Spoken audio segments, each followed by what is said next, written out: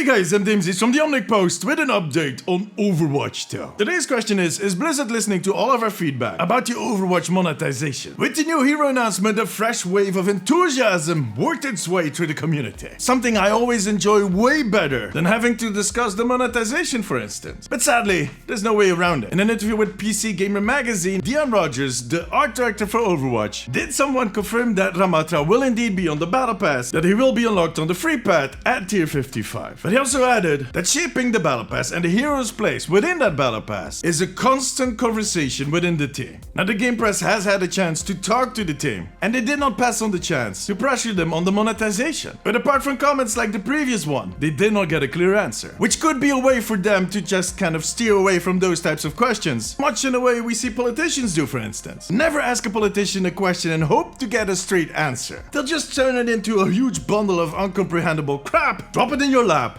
and leaving you more confused than you were before. That's the way they do it. You know, it's the PR golden rule of never say no. But it could also be that they're internally really discussing this monetization on a daily basis. I mean, I don't think that the whole team is on board with the way they're doing it right now. For the creatives, this kinda sucks. They want everybody to enjoy their work, but they'll never publicly admit that. They're not allowed, contractually. But it makes sense. Now the people that are responsible for the financial side of this whole enterprise, well, they must be just fine with how everything is going. Because from what I've seen, they're not doing bad. I did a poll last week asking my followers if they had bought something in the first week of the Halloween event, like one of the bundles. And 10% of them said they did. And that is on a few thousand votes, but you can usually kind of extrapolate that. And while you might think that 10% is bad, it isn't. Like I've said before, they just need to gather up as many people as possible to play the game, and there are just set amounts, percentages of those users that will spend money. And 10% is not a bad number. But on the other hand, they are damaging the brand and their reputation. On the long run, this will damage them, and it takes the wind out of the sails of their own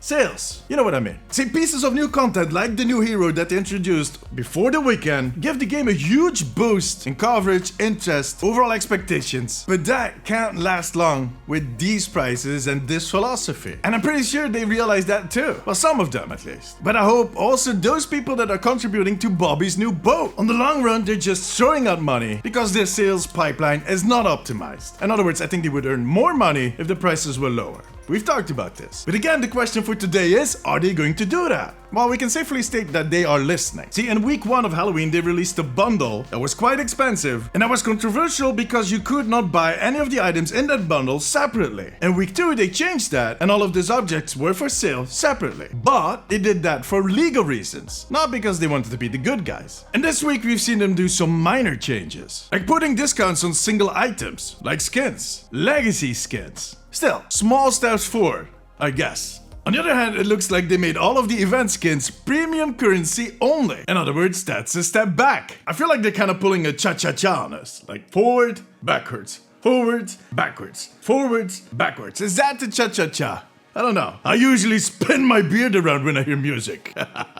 Look, they clearly noticed that the community is not happy, which is kind of hard to ignore. So they are trying some things. They clearly are working on it. But for now, it looks like they're not ready to take any serious step forward. It looks like they're awaiting the results for the next season. And I'm afraid that season 2 is going to be much of the same. Because this is going to be the first season where we all need to buy the Battle Pass. Because we're not getting the new hero for free, and the Watchpoint pack is running at its end. After that, they might take a look at the impact of the prices on their sales, or maybe they'll wait till after season 3. And eventually, that might result in a price drop. But to be honest, I'm not optimistic, not under the current leadership. And let's be honest, there's much more that can be done, that needs to be done, than just price drops. We need more team skins in the Battle Pass, and a different strategy when it comes to the legacy coins. Allow players to earn those coins again and have them spend them on legacy items. The fact that they actually kept it in-game, that it is present in the game, does need to mean something, doesn't it?